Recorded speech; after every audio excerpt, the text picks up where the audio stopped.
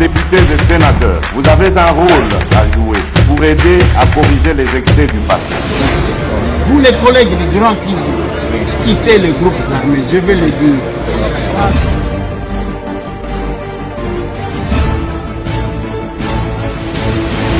Allez, bienvenue. Bonsoir, bonjour mesdames et messieurs. Le rendez-vous de l'actualité, Izama Solona de Pité et Paiwapi, nous parlons Congo. Awa, c'est les cadres par excellence de correction.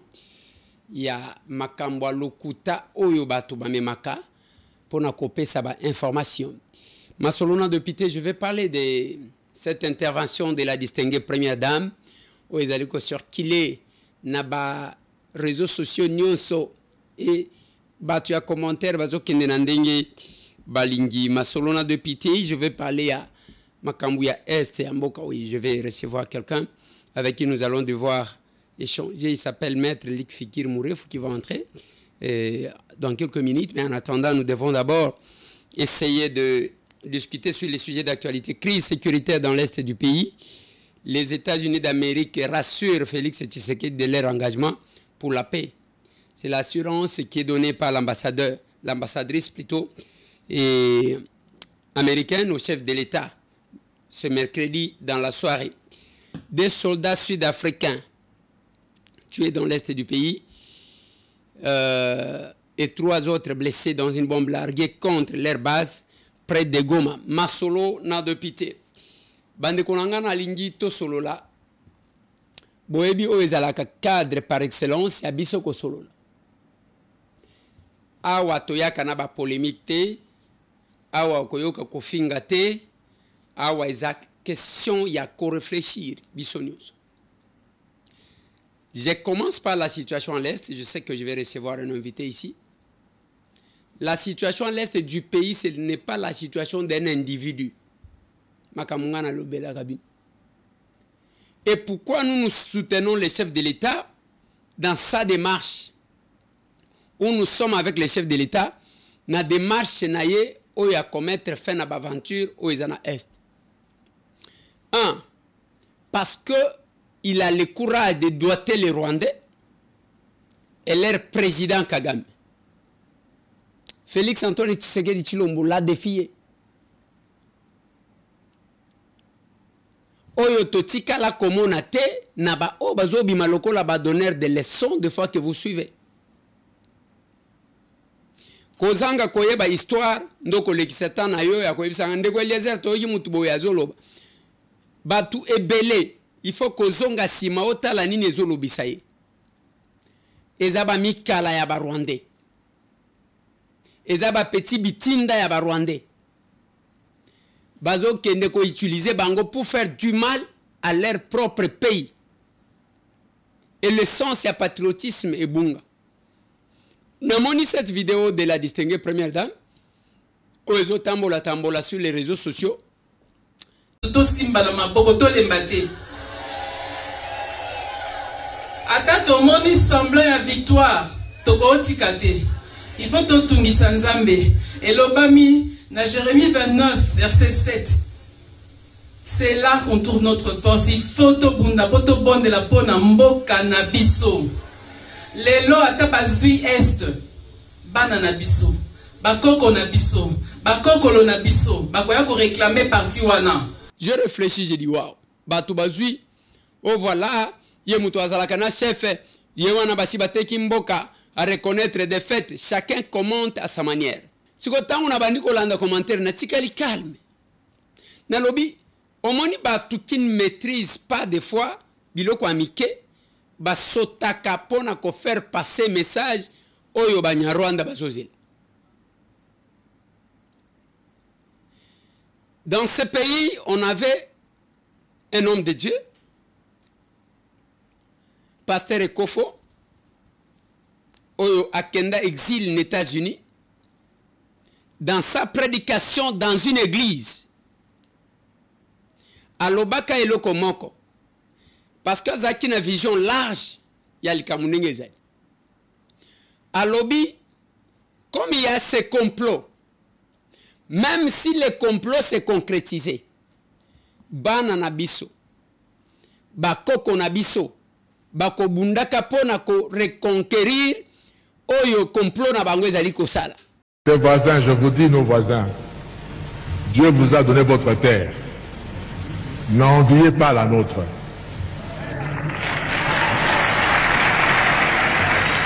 Travaillez chez vous. Le Congo, si vous prenez, vous osez prendre une partie du Congo maintenant, nos enfants vont le récupérer les années qui viennent.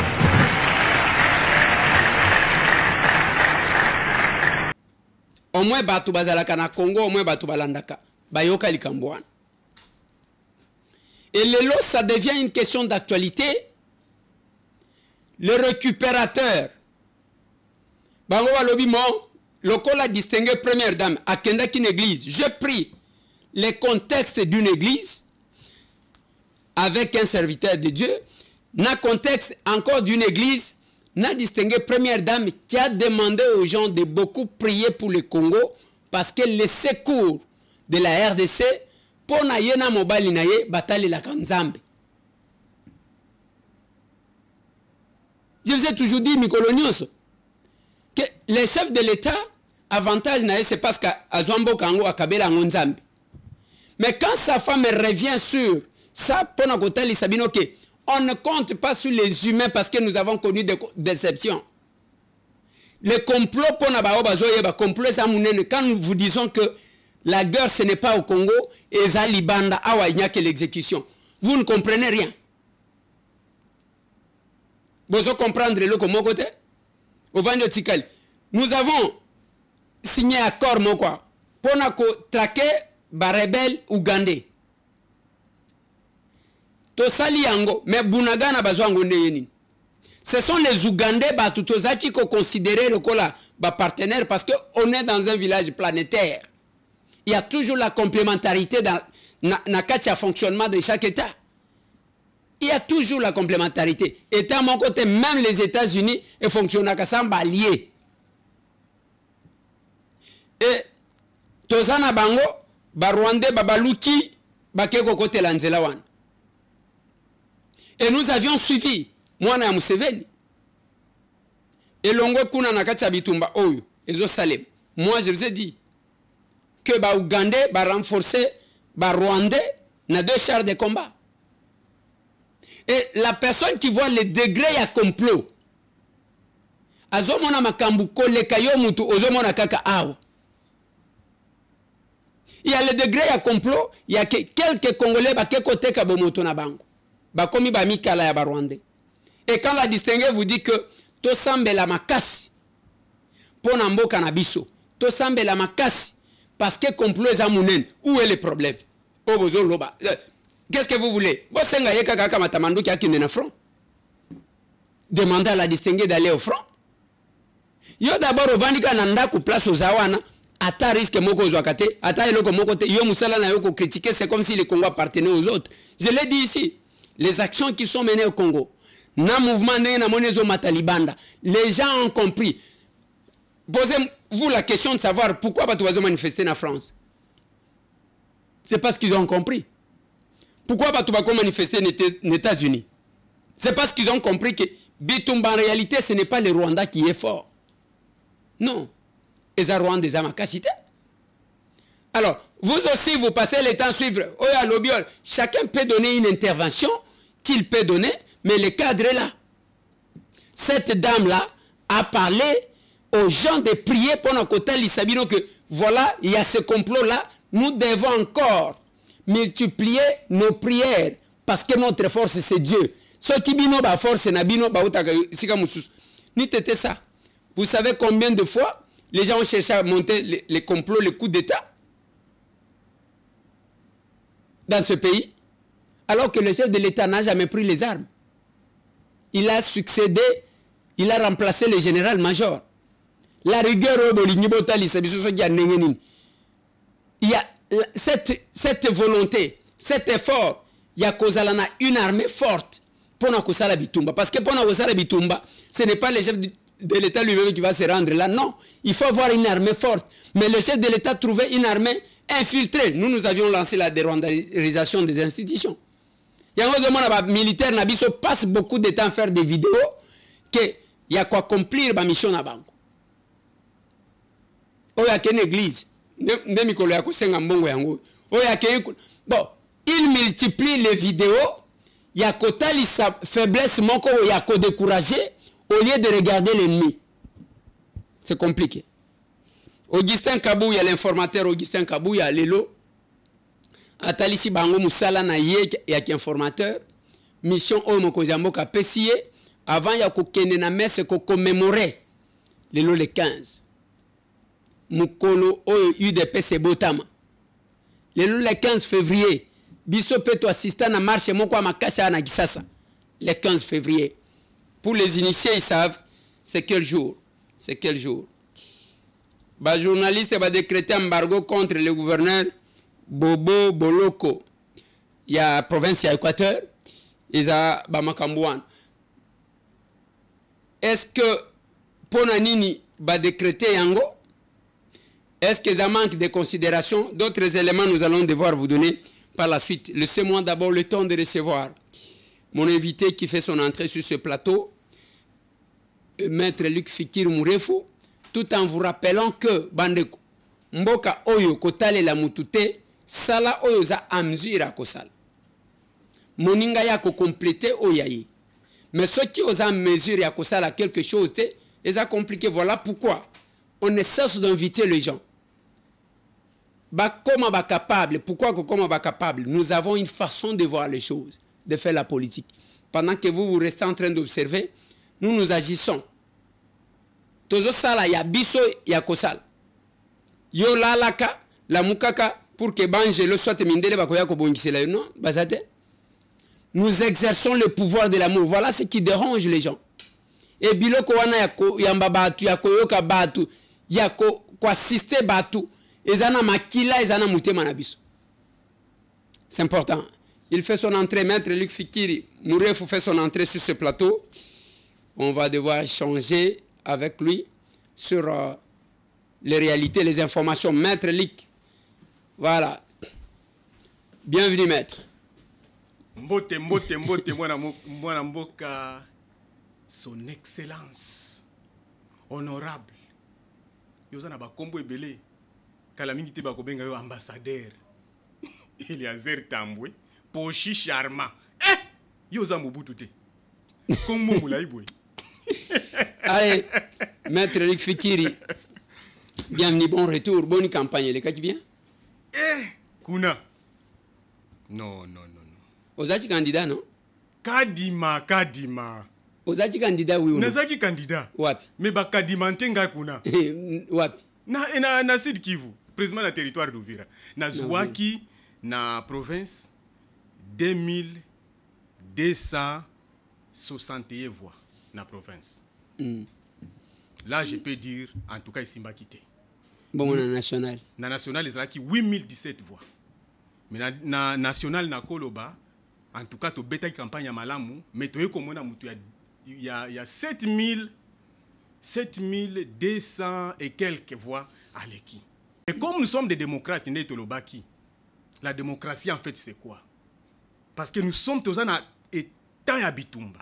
Ce qui biso peut te déclarer to lobby que notre boy ba résultat to bandi ko sala ba marche et au côté ça mo boulou makasi mo boulou ya ko sakanate et puis ko zala mo boulou moko ba mona jamais na Congo parce qu'on a des gens derrière nous bato ba misu azana ba manduki ba misu azana ba manduki te on a beaucoup de gens derrière nous ce qui to lobby kaka to beta marche et ko simbate là on a dit comme des démocrates nous acceptons que tu perds la élection. Même sachant que dans notre cœur qu'on a gagné. J'accepte. Et c'est ça la démocratie. Même. Mais le problème est que les candidats n'y sont pas zone de maquiller. Apola, Ngai n'a gagné. Ngai n'a gagné. Donc, finalement, si ceux qui Moutounio soient gagnés, Katolinga et Tozala, 25 000 élus. Tout le monde ne peut pas gagner. Et malheureusement, c'est ça le problème de la RDC. C'est ça vraiment notre grand problème. Je pense que dans l'élection, il faut tout apprendre quelque chose. Il faut qu'on signe même quelque part que ceux qui au poli, côté à maquiller l'été. Même ma recours, il y a un cours constitutionnel. C'est bon, mais étant juriste, c'est bon, c'est important. Mais Où est la démocratie? La démocratie, vraie définition de la démocratie, c'est quoi? Vous vous souvenez bien de Makambo ya Trump. Tango aboya kaka résultat. Tala Makambo le cas aux États-Unis. Oui, mais quel que soit ça, le Trump a encore Nani. Il est encore candidat et je vois qu'il part favori d'ailleurs. Oui. Et malheureusement, à Kolekalisoussou. Parce que quelque part, vous avez un problème à Mibeko. Parce que la violence, nous surtout, on a une barbarie sans pareil comme en Afrique.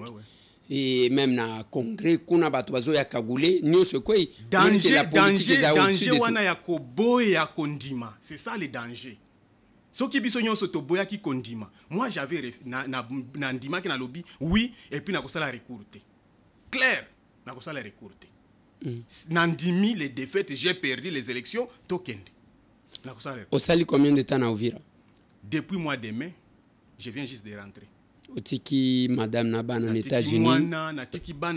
Parce qu'il faut te sacrifier. Il faut vous sacrifier. Pour gagner ce que vous cherchez, il faut vous sacrifier. C'est comme madame Azoloba na Yoni. Madame Azoloba, Mboka Nabino et baby. Azoloba, tous les jours. Est-ce que moi, si je suis Mboka? Eh bien, très bien.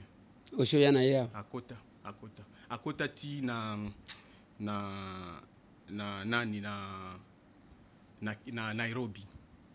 Akota ti Nairobi. Alingaki meme ayata ya campagne. Alingaki akota ngamutu. Azamundele te mwasi na yo. Te c'est en arabe. Azarab. Est-ce que loi de père et de mère on ki bana na yo ko chaba ngona difficulté? Jamais. Loi wana iza for bor, wana iza netio zwizelo otie na kati ya nani na kati ya loso. Mabe makasi. Voilà. Maître Luc Fikir Mourefou, Mboka na biso, nous sommes sous agression. Yaba Rwandais. Yeb sanga na no situation yo muto utikuna. Situation yo zo mone la ngondeni.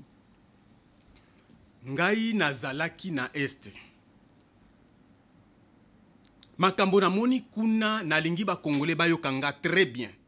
Mes frères congolais. Bayo kanga très bien tentativement. Il y a ce qu'on appelle l'usurpation d'identité. Donc, escroquerie à mounene banya Rwanda basala na est. Moi, j'étais précisément na Moulengi, pour battre campagne. Na eko kuta, ata munya Rwanda moko azalaka na Moulengi te. Na tuni chef de village. Est-ce que Banyarwanda bazalaka, Banyarwanda bazawapi? Balobi, awa depuis bakoko na biso 18e siècle ti lelo Munyarwanda tia jamais le colonaï awa. Natuni, est-ce que nazali quelque part, ce n'est pas Moulenge onga na yebi? Balobi, eza Moulenge, oza na Moulenge. Nasala ki vidéo, na tindela ki o vidéo. Message na yo précisément, landa ki angono. Message na yo précisément que awa baïba ki biso identité. Nous sommes à Moulenge, il n'y a pas aucun Rwandais depuis 18e siècle. Quelle usurpation! Banyarwanda tango bakotaki na Congo na 1959. Premier Munyarwanda kota na Congo. Donc d'origine Tutsi. Ezaki na 1959. Mais en réalité ba problème na bango banda na 1929. Tango ba mindele ba belge ba bandako balingi ko identifier bango opesa bango carte d'identité. Ba bandi ko sala mesure ya Zolo, ya Matoi, ya Munoko. Pona koyeba, nani aza Tutsi, nani aza Hutu. En fait, bazai ko vivre na bango depuis longtemps, il n'y avait pas de problème. Mais en 1929, tango ba Belge bayana système wana, et sali discrimination moko ti institutionnelle na koloba. Parce que ceux qui mwana botami ba kopesa attestation de naissance, directement bakoloba oyaza mutusi selon leur morphologie. Oyaza mutusi, oyaza muhutu, banda wana ba problème na bango banda. Donc les Tutsis et les Burundais et les Rwandais, les Tutsis rwandais et les Tutsis et les Hutus vivaient ensemble sans problème. Na lingi okende mwa mbangu. Na 1959, 1957, Batusi ba Hutu basali un manifesto. Manifesto ezali nini et déclaration balobi de ko bandalelo tolingi pete ozala na kati ya gouvernement ya Batutsi na Rwanda Pona nini mboka oyo ezalaka sans bahutu na kati. Depuis tomonaka muhutu na kati te. Mokonzi na bango chef na bango roi akufi na 1959.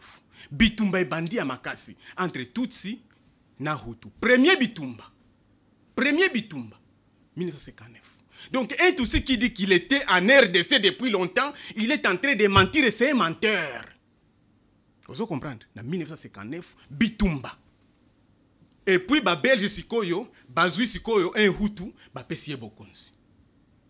Na 1959, bitumba wana bakimi batutsi na Congo. Kokota na bango na Congo. Nde toye kokota na 1960 tozui indépendance. Toye kozua oyo Bizima, oyo premier, oyo azalaki directeur ya cabinet ya Mobutu. Ce n'est pas Bizima. Nani na busani kombo na nani? Yo yebiye. Bisengimana. Ah. Comment kombo na kobusana? Bisengimana na 1977 si je ne me trompe pas, constitution ya Zaïre et Botami. Bisengimana il s'est retrouvé à commis directeur ya cabinet ya Mobutu. Ati mubeko wana ke mutu nyonso abotama na Congo avant 1960 azali nani?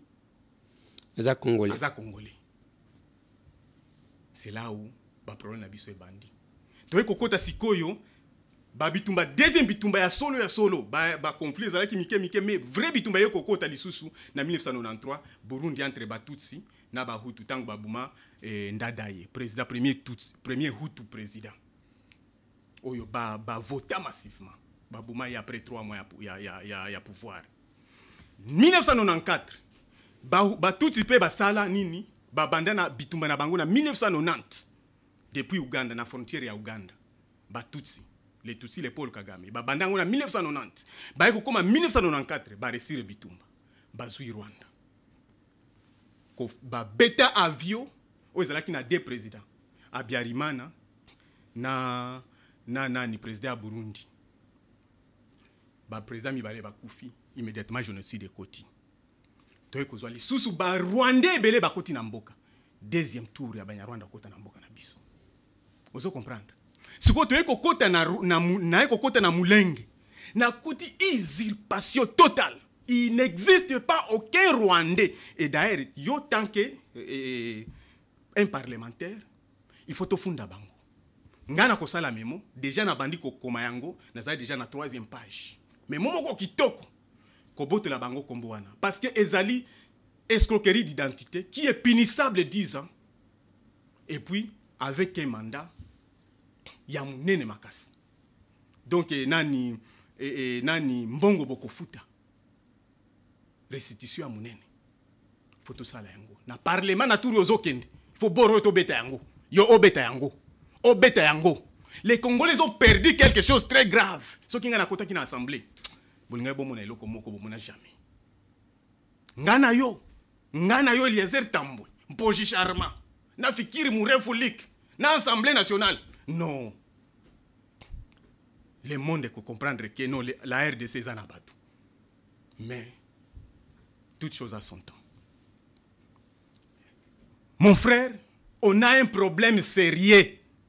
Lelo na yena plateau lelo oyo kanga Congolais boyo kanga très bien nazo koloba moi historique ya Banyarwanda na Tutsi na biso ba Congolais boyo kanga très bien makambo na lingi koloba tout de suite boyo kanga très bien. Ngai na kenda ko battre campagne na est ya mboka ko battre campagne babiloze bishambuke ba wazalendo baye komona ngai na ba mai baye komona ngai ba lobby maître Lik Fikiri Murefu toyoka kama makambo lobaka toyebite yo zalaki wapi mikolo nyonso oyo mais comme ozali boy tozomona te mutu mususu te oyo akozwa memo na biso devant le président de la République na devant Jean-Pierre Bemba na Peter Kazadi na bakonzi ya seni ngana yakaki na mois d'août avec les mémos ya ba Interahamwe c'est qui? Ce sont les Tutsi, les Hutus. Oyo babunda na Paul Kagame. Bakima mboka na bango Rwanda. bakeiko vanda na ba montagne na biso. Ils sont actuellement, je peux vous dire, ils sont où? Et ils sont au nombre de 8400 hommes. Vous comprenez, hein? 8400 hommes bien armés. Et puis baza noir était là. Engambe. Ba onga na mona, hein? Boum boum. Bato. Ba lobby, hein? Zoua mémoire kende mo na Fachi Beton. Votre président. Oyebisa beke. To mona ki bitumba ya Rwanda. Na Burundi. Il y avait des problèmes entre Rwanda et Burundi. Oyokanga. Na 2015. Banya Rwanda a organisé batumoko bakeko sala coup d'état na Burundi. Oyo président Burundi oyo akala wa kufaki azalaki na Burundi, azalaki na Rwanda, azalaki na Tanzanie. Azwaki problème ya kokota na mboka na ye pona coup d'état wana. Mais basali ba manœuvre ya zongi. Basali ba enquête eko bimake 100% Paul Kagame ndi azo supporter bango. Pe ba investigation salemi ba vidéo ezali bango moko bazoloba biso tozaki supporter na Paul Kagame. Sikoyo babandi ko se plaindre que Paul Kagame moto abandi bitumba. Paul Kagame a lobby te biso to yebi bango te c'est comme il fait toujours. Ba j'ai à Paul Kagame. Na 2023 février Paul Kagame ye moko sikoyo ayeko beta Burundi. Ozoyo kanga. Ayeko beta ba insécurité ka na ndenga sala kana est ya mboka na biso. Abeti Burundi lobby sien eko simbate. Ezui ba rebelle na bango Burundi hein. Et organiser bango bien. Et kayeko beta nini? Et kayeko beta Rwanda na Burundi. Et ba rebelle ya Burundi ba kayeko beta Rwanda pardon. Ozo comprendre.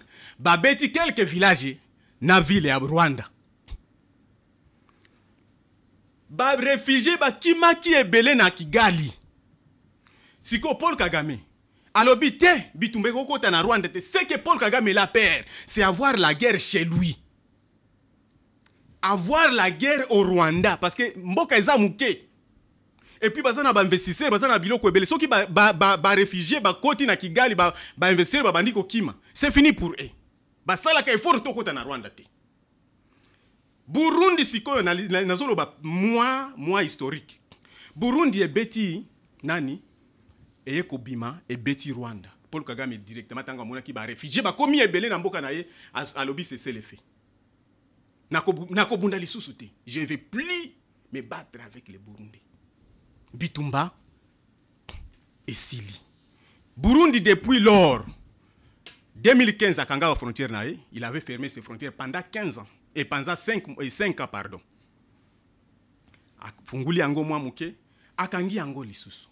Mais nous demandons en RDC s'il n'y a pas la complicité de Fachi Beton, s'il n'y a pas la complicité des ministères de défense. Et je dois parler pourquoi je dis comme ça. Moi j'aime beaucoup Fachi Beton. Na la campagne na etina suka. Et puis à 100% chez nous. Si je me trompe pas, au moins 85%.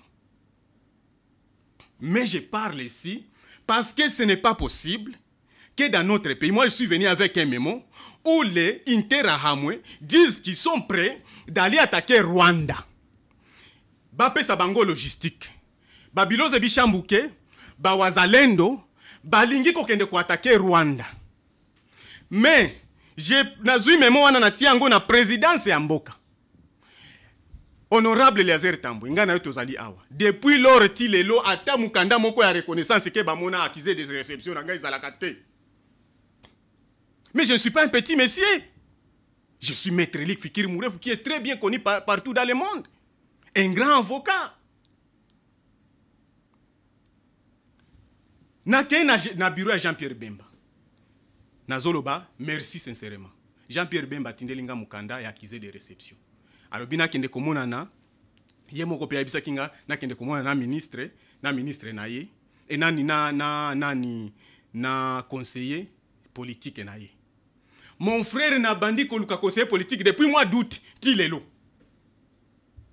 Sur l'affaire oyo tozana batou toyebi ke bitumba yo koko sila lelo aujourd'hui même on peut terminer la guerre à l'est. Moi j'ai nazana solution wana boyoka nga bo fungula matoyi bo fungula matoyi boyoka. Burundi est gagné bitumba na Rwanda. Les lobes ont respecté Rwanda. Pourquoi? C'est parce que Burundi avait fermé ses frontières. Burundi peut écouter et attaquer Rwanda na ba mabele na bango et beta bango. Il faut utiliser les rebelles. Les Américains le font. Et ils l'ont fait. Ils l'ont fait en Afghanistan. Ils l'ont fait en Syrie. Bah utiliser ba office. Tokeina. Il n'y a pas aucun pays du monde où les Américains n'ont pas utilisé les rebelles. Na Libye va utiliser même les rebelles libyens. On ne peut pas refuser les Interahamwe, les Ouazalendo. Moi, j'ai mes gardes, propres gardes, bato ba sale kanga de sécurité na ngai, bakangi bango 6 na bouloko tout de suite. Balobi baza ba Ouazalendo. Vous comprendre? Bakangi ba garde na ngai 6 na bango na bouloko. Il y a un garde, il y a les mères, bakangiye. Petit nanga, il y a les mères, bakangiye. Bakangiye na boulot aujourd'hui balobi parce que vous êtes Ouazalendo. Mais où est-ce qu'il y a la complicité? Lorsque je cherche le monsieur, le ministre de défense, pendant du mois d'août jusqu'à aujourd'hui, lorsque je cherche le président de la République, mon pays que j'aime beaucoup, na Tikimboka, États-Unis, depuis mois de mai jusqu'à aujourd'hui, je me bats tous les jours, kotutuka, oyebingai. C'est par l'amour que je suis ici. Buno bozoyo kamakambo na zolo baba Nyarwanda bakolukangai te. Est-ce que vous avez koyoka makambo na zolo bana est?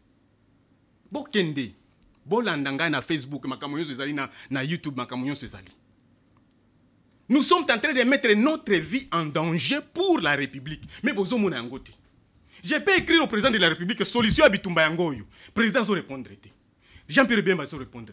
Mais nazo remercier mingi Peter Kazadi. Oh, ndekonanga Peter Kazadi, je t'aime beaucoup. Quel homme. Yayo oyo. Na ebisa kiyo kanga ba frontière. Na komela kiyo memo kanga ba frontière. Parce que ce n'est pas possible.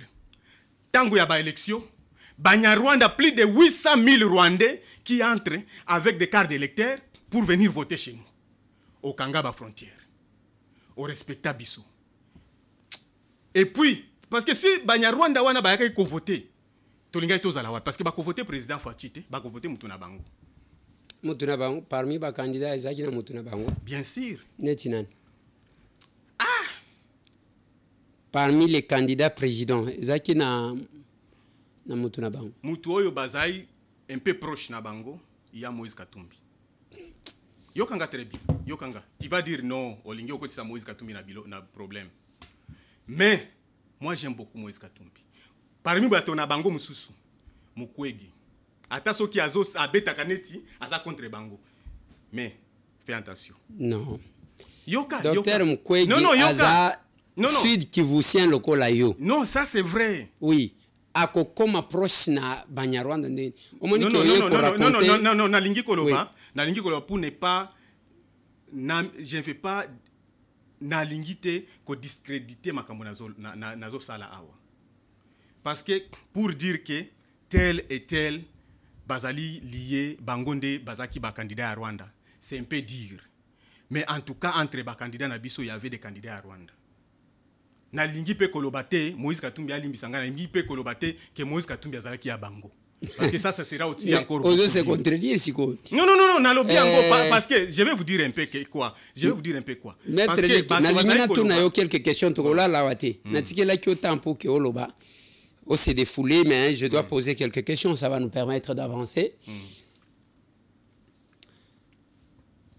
Awa olobi au comité chef de l'État à répondre. Yo zana solution. Solution militaire. Yoko beta tolo. Ki yo zana solution. Aussi au bunda bitumba mususu ou bien aux baka pona elinya koloba. De deux. Par exemple, yo zo pesa. Ya bisika. Ici, c'est une question à patriotisme au bisoto zote. Olobi ba tangu Rwanda ya attaqué ba Burundi. Les rebelles burundais ne bake ko attaquer Rwanda. Ça c'est le patriotisme. Donc il fallait qu'il ba rebelle ya biso ba kende kuna. Mais ils ont proposé biso que to kende nanzela ya ba intérêt moi qui ne sont pas le rebelle congolais, toke nous s'appuyer na bango. Ozomona te ke biloko zoloba ezoko kanate. Na koyebi se eloko moko. Ouais. Là où nous sommes, tozana eloko moko na kingo na kati. Nous sommes obligés. Oyebi, il y a un adage qui dit ce qui ozana eloko moko, eza babenga kango nini, eloko ya munene neti mbuma moko ezokola na kati ya kingo. Awa. Tango eko panzana. Okomela moko. Mususu, tu vas arracher. Nous sommes là-bas maintenant. Même si les gens ne veulent pas écouter solution à intérêt, tous allez obligés, il y a comme la moi quelque chose, et puis qu'on pense à l'okomoko. Je vais vous dire un peu. Oui, un peu rapidement. Parce que intérêt à moi va proposer Bango déjà. Ils sont là. Qu'est-ce qui prouve? Non, attendez. Qu'est-ce qui prouve que intérêt à moi ozo loba, ba cause à la sincère nabiso. Parce que batouana bazaka na moi solidarité moko boy. Au moins exemple pesi à Burundi. Les rebelles burundais bazaki na ba revendication na bango. Mais comme il y a un danger, menace externe contre leur pays, babo sani frustration na bango pour faire quelque chose. Tel n'est pas le cas souvent et pas nabiso. Et pas nabiso, qu'est-ce qui s'est fait? Bazo bundisa biso bananga baké ko apporter soutien. Batu misusu ya pe perdre baké ko apporter soutien. Na ba média nyonso eza batu ko betela ka banya Rwanda maboko sous une autre forme. Ozomona te que cette solution ozoloba, même la communauté internationale bako pesa siko Kagame raison ya que ya landaka ba rebelle pa na bango na RDC. Ozomona te que ce n'est pas une bonne solution. Ezali solution moko ya kitoko. Parce que Rwanda a lukaka bango plus que diamant. Vous allez comprendre. Rwanda a agressé biso na Congo plus de fois pour na koluka bango. Ya solo azali koluka bango, ce n'est pas seulement ça. Azala ki pe na ba motif na ye akoya kaka ko attaquer biso azwa mabele na biso comme il est en train de faire actuellement. Na ba motif na ye ya koyiba ba minerai, akusala beaucoup de choses. Mais à utiliser ma motif ya kozwa ba intérêt, ça pourrait aussi être ça. Mais comme ils sont disponibles balobi, ba vanda cannabis kuna. Ata jour moko koyoka ke babumi congolais moko. Nazoko sayote. Ata jour moko koyoka ke intérêt abumi mufulero, abumi muvira. Jamais bazo vanda calme. Yoka. Oui, allez-y. Soki solidarité zali. Balingaki bazonga depuis longtemps na Rwanda. Mais bazonga jamais. Baboya bakoki jamais. Et puis baluka manière nyonso okende ko attaquer Rwanda. Problème ezalaka na armée na biso. Soki ba moni kaka yo. Ba moni bango. Bakanga bango. Soki ba moni même ba wazalendo na biso mai bakanga. Maître Luc. Il ne faut pas ya koloba na batu makambulo ko la batu nyonso bazana Congo te. Les wazalendo lelo. Kana zaki na Goma, yozo utasudi Kivu. Kana zaki na Goma. Les wazalendo c'est grâce à eux que la terre. Des fois aussi que nous tenons. Leur solidarité. Leur détermination, patriotisme et en sale. Bon. Ce que vous dites, c'est vrai et c'est vrai. Mais on est en train de traquer les Ouazalend. Ici, on parle de choses sérieuses. Bien sûr. Oui. Nakati armée na biso. On nous a signalé que c'est fini l'émission. Tozana ba infiltré. Oui. Tozana ba infiltré nakati. Tozana ba généraux infiltrés, ba colonels infiltrés, ba konzi infiltrés. Donc, on a un travail à faire là-bas. Parce que c'est pas possible que Batonangaï, si personne ne bakangi bango, bataxe bango, ba wazalendo. Et pour être wazalendo, tu vas fermer. Il faut qu'un gamutuna boulot. Maître Luc, aux avocats. Ouais. Un avocat ne parle pas sans preuve. Pour Nanine, na vanda ki lelo. Awa, na outi de miapet. Na vanda ki, on m'apprend que bakanga ki le ki nanga depuis lobby, azana de miap. De miap ango anambo. Collaborateur nanga Didier Kikutango ayoki ndengwa na lobi honorable na lobi tokende utikanga. On a trouvé que l'image ba pesa ya de miap, ce n'est pas ce qui se passe là-bas. Alors, ceux qui n'ont pas bakangile ki nangai eloko mon côté, je ne suis pas approché, je ne pouvais pas savoir que les services de l'État ils allaient fonctionner que biso moko ndeto décourage akabango. Bon, yo ki ke bakangi bango. Quels sont les éléments de vérification au sali? pona ou aboutir na nini wana. Et aussi pona nini olingi et pona nini olingi ocha ba wazalendo na kati pendant que les vrais wazalendo bazana front de tozolo. Non, c'est ça même. Les vrais wazalendo bazana front. Oui. Mais il y a aussi, j'ai dit, nous sommes infiltrés, honorables. Il y a aussi bakonzipe à mauvaise foi. Il peut être on a zoloba. Bakoza la on a zoloba o bazana este amboka. Nanani na Sud Kivu précisément parce que ce n'est pas possible. Au lobby aux amuzalendo bakangi yo. Nazo kosa yoti. Donc il faut moi encadrement à partir du ministère ya défense pour na ko encadrer bango. Il faut moi encadrement surtout na bakonzi oyo. Bazokanga ba wazalendo. Nazo kosa yote. Il faut un encadrement et salema. Parce que si moi je viens dénoncer ici, ce n'est pas seulement pour dénoncer. Nazo pe sa pe ba moi solution. Ba piste qu'est-ce qu'on peut faire pour Nabitumba Est. Et je suis certain honorable qu'on aura la paix. Mais piste aux pesa maître Luc Fikiri basi ba signaler biso que monsieur Sili mais nous glissons un peu. Piste de solutions aux pesa et aux tenir débouté. Pourquoi ils ont tenir té? D'abord en proposant que les intérêts moins bas à la utiliser par nous, même la communauté internationale a copé sa Kagame raison. Yoka, la communauté internationale est kobundisa biso toujours. Oui, yoka kasite, yami balé. Ba o ya yo ba vandi na Uvira, bango bazana fronté. Ba vandi na Uvira, ba mi benyi ba wazalendo. De ba yibi pe identité o utikoloba. Parce que ba keko mi bamba qualité. Non, ce sont des... Les wazalendo, les patriotes sont au front. Non. Les wazalendo, écoutez, les wazalendo, c'est comme Tolobi, Banani, Maï. Les Maï, tu peux trouver les Maï à l'époque. Il faut qu'on y ait baké. Combo wazalendo, Combo wazalendo. Ezali et loko neti bazai kolo Maï. Et belé ba groupe armé ba adapté ango parce que ezali neti elengimoko boy ko mi benga wazalendo. Vous comprendre? Même bao bazali ki ba maï, même bao bazali ki ba bizlo zebi chambuke. Bangonyo so ba bandi koloba, to sali ba wazalendo. Vous comprendre? Ce sont les mêmes groupes armés oh ba changer combo. Ba komi ba wazalendo. Bo ba moni moi elengi moko boye na mouvement wana. Pe bango pe bazui combo wana. C'est ça qui bazui combo wana ke bazana posa ya ko défendre mboka. Chef de l'état initial qui est loko moko. Il y a ba réserviste de l'armée. Pourquoi ne pas s'inscrire kuna? Comme ça, base à la qualité officielle, il y a Koko Bundelamboka na bango. Non, mais je vais vous parler un peu quelque chose. C'est bien de dire ça, mais on a beaucoup de défis dans l'armée Nabiso. D'ailleurs, on a proposé même bana bazo kende école, université, fallait basa la auto mona kana bamboka nyonso yo. Basa la ba service ya mboka na bango armée. Moi, j'ai proposé, il fallait ça la bongo. Et puis il fallait ça les mbangu, surtout na temps auto zanango. Le problème est quoi? Okozwa mutu kuna tala ndenge ba militaire na biso actuellement ndenge bazali bazo fifre. Militaire waza na front ko kende frère ya Bitumba. Ba pesa ka combien? Ce qui 20 000 francs. Imaginez. Maître Luc.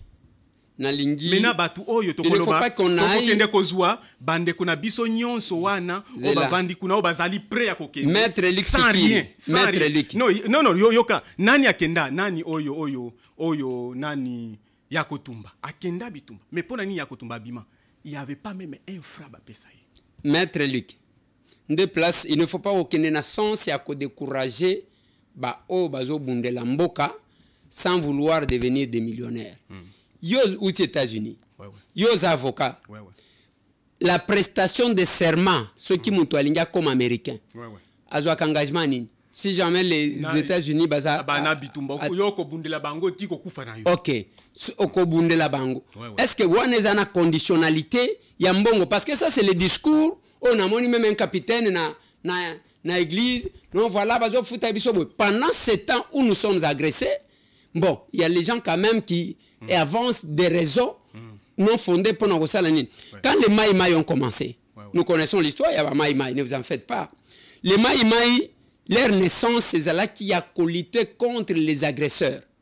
Parmi les pères, il y a Maï, il y a le monsieur Moubembe qu'on appelle Ramazani Mounyemalungu. Ça, c'est de l'histoire.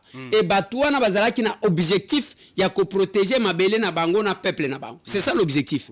Mais tant est-ce que Batou, Bamoni que, Bamaïmaï Bazana mission, Bafo Maïmaï Babim. Parmi les faux Maïmaï, Babani Koboma, population. C'est ça, c'est ça aussi la crainte. Tozana Bawazalen Babim. Tango Bawazalendo Babimi. Et kotipe kozala na bafo wazalendo même les autres manipulés pour na eloko nga na lingi koloba awa na télévision na lingi bande ko ngana este bayoka wazalendo nyonso mai nyonso biloze bishambuke nyonso ba interaha mwe nyonso ko bandalelo na lobi ko bandalelo soki olinga mboka oyo ko bandalelo bokende Goma. Bokende Goma. Ata 5000 na bino na lingi na yo kabino ke bokei Goma. 5000 na bino. Tokotika ata moi 15000 bakota ko beta Rwanda. Mais to lingi ko solana gouvernement totala ndengi tokozwa solution. Siko linga ko yebisa bango kuna te oye ko yebisa la bango na télévision. Non yebisi bango parce que yo changer makambo ebele awa. Voilà. Voilà. Yebisi bango. Oui. Bakende pour l'amour de notre pays. Nous sommes en guerre. Bokende kuna.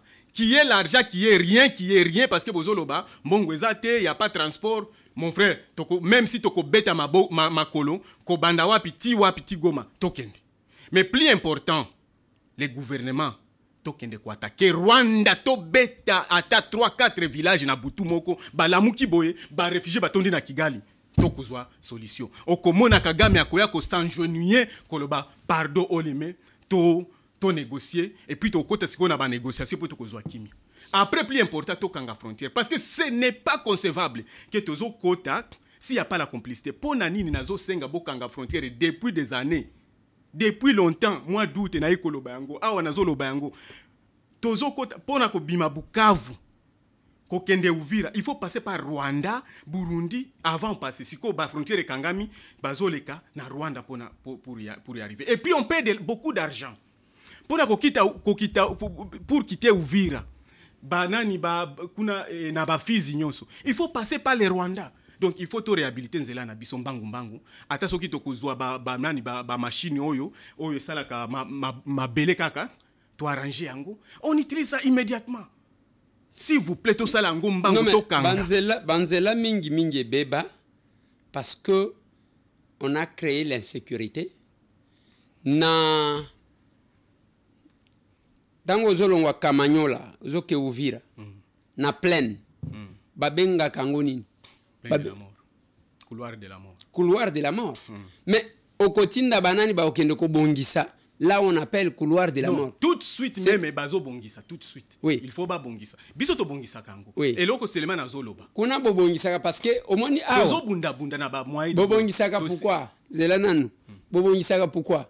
Bino nyonso chaque pont ezalaka naba chaque point ezana ba yo outi koloba yo zana ya yo ngana zana eloko moko te rien nazana eloko moko te ngana lobi bakangi boni oyebi honorable Bitakwira très bien oui azaya côté na bino biso bien sûr c'est quelqu'un que je respecte beaucoup parmi les élus mais le problème de Bitakwira c'est quoi c'est incohérence nae akoloba lelo makambo lobi a changé ango. Moi je l'aime beaucoup, c'est quelqu'un que je supporte beaucoup d'ailleurs nazo pesa mbambo tebele. Mais le problème de Bitakwira c'est quoi? C'est être comme un souris. Lorsque le gouvernement zoloba que toi attaquer Rwanda, yepe akena mouvement wana kwa toi attaquer Rwanda puis ko beta. Depuis to sala cortège nani caravane de mafia pour la paix. Oyebi ango. Banani nyonso oyo nani ambassadeur ya Amérique na batu nyonso bakenda kuna na Mulenge na Minembwe pardon. Bitakwira il fit parmi les gens qui organisaient caravane de la paix pour des mafias pour la paix. Tango Bitakwira uyoka ba discours na nyonso ya kalazoloba tolinga te Banyarwanda za mabele na bango bakovanda tibwa kokufa awa. Lelo mena azo menacer bango azo frapper bango makasi. C'est bien. Mais il ne faut pas lobby sous soit changé. Parce que tu dois comprendre réalité. Tu dois comprendre réalité. Mais c'est quelqu'un que j'aime, c'est quelqu'un que je supporte. Et puis tu dois loba, comme tu as dit biso sur la bitumba, à continuer quand tu as bêta, biso to continuer. parce que le nécessaire mboka ebi manakati ya mabulu. Mais je sais bien qu'il est en train de parler comme ça à cause du gouvernement. Parce que ce qui gouvernement est changé, a changé pe maloba. Nazo pesa ministère au commun. Pesa ministère au commun. Ndebo ko regretter. Oh. Ma nazo ko sauté. Maître Luc. Oyebi pona nini na tout. Boko regretter. Oh papa. Ozana likamusu na batone. Moi j'aime beaucoup mon frère Bitakoya. Je l'aime beaucoup. C'est pas possible. Mais moi, je ne suis pas quelqu'un qui... Didier, namoni musuni. Soki namoni musuni, nakati ya mino na yo. Nazo ebisa yote. Namoni musuni honorable. Nako ebisa bimisa musuni wana. Parce que so ko solo na momi moko boye. Momi wana seka yote. Didier. Je ne peux pas voir quelque chose qui n'est pas bon avec mon frère. Vous dites aussi c'est mission parce que mission tous les jours oh Banyarwanda ni bazuri do biso oh kimia na Banyarwanda c'est bien mais les lozo beta bango. C'est bien à continuer mais nazo ebisaye. Maître Lick aussi c'est mission. Oza pour ou contre le dialogue na ba M23 entre guillemets, Rwandais. Moi je suis pour actuellement to frapper 4 villages na Burundi après tout ça le dialogue. Yoka. To frapper d'abord, on va aller frapper les Burundi et les Rwandais na butu ba la muki tongo ba kuti batu ba bibembe tondi ba violence ba nini ba makil to tandeli bango pe na ba réseaux sociaux ba la muki ba moni ba makambo ba Kagame azui choqué na mutu a kwei ndeto kenda dialogue. Allez, il en est fini pour ce numéro de l'émission. Sans qui te sali bongo émission Essili. Émission Essili. Mais il fallait tout ça, la partie bien. Bon, allez, il en est fini pour ce numéro de l'émission Masolona Dépité. C'était Maître Fikir Mourefu, à Lobby, Makambo à Lobby. Et les Congolais ont besoin de la contribution de tout et chacun. Bande Konanga, ne perdez pas le temps de suivre les canaux Yabarwandais. Parce que bah créer bah chaîne na bango, bah réseaux sociaux na bango, bah nin, tout ce que vous voyez bah tout besoin amplifier pour affaiblir soit notre armée, soit les Wazalendo, soit les il faut voir bah que eza manœuvre na bango. Mais ndenge na lobaka na bino, moi na soso qui a tondi na nzungu c'est que maman na yazana c'est. La guerre en soi n'est pas au Congo, la guerre est là. Là on les soutient. Allez, l'année est finie. Au revoir.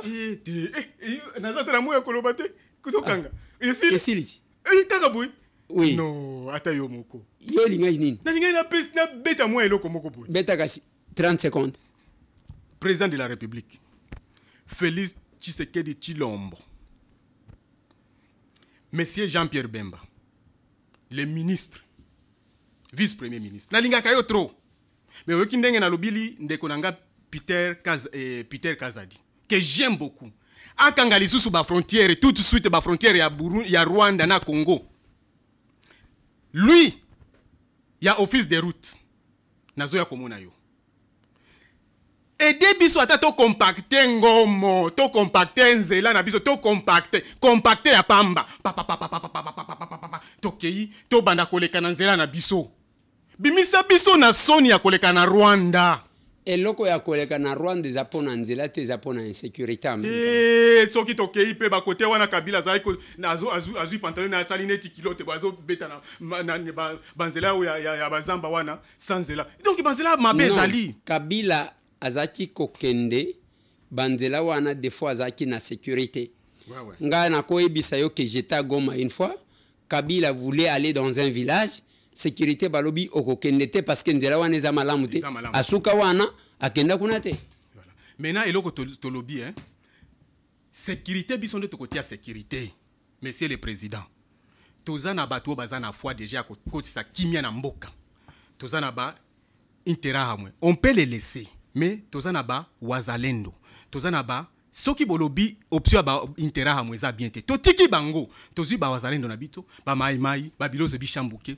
Tokei to beti ata 4-5 villages na Rwanda. Banya Rwanda balamuki boy Kagame azui crise pou. Monsieur le président, je vous dis et je vous dis comment on a tokende ba négociation tozolo ba moi non, je suis pour les négociations mais les négociations il faut salement to beta d'abord Rwanda lamuki ka ndenge Burundi betaki bango to beti bango. Ce que Kagame ne veut pas monsieur le président c'est l'amener la guerre chez lui. Parce que ça c'est ce que nous avons retenu Maître Fikir Mourefu. L'émission est finie. est fini, complètement fini ici l'émission ici.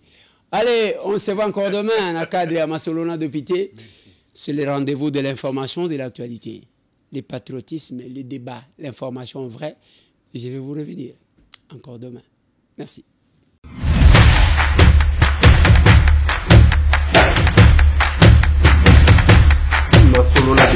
Honorables députés et sénateurs, vous avez un rôle à jouer pour aider à corriger les excès du passé. Vous les collègues du Grand Kivu, quittez les groupes armés, je vais le dire.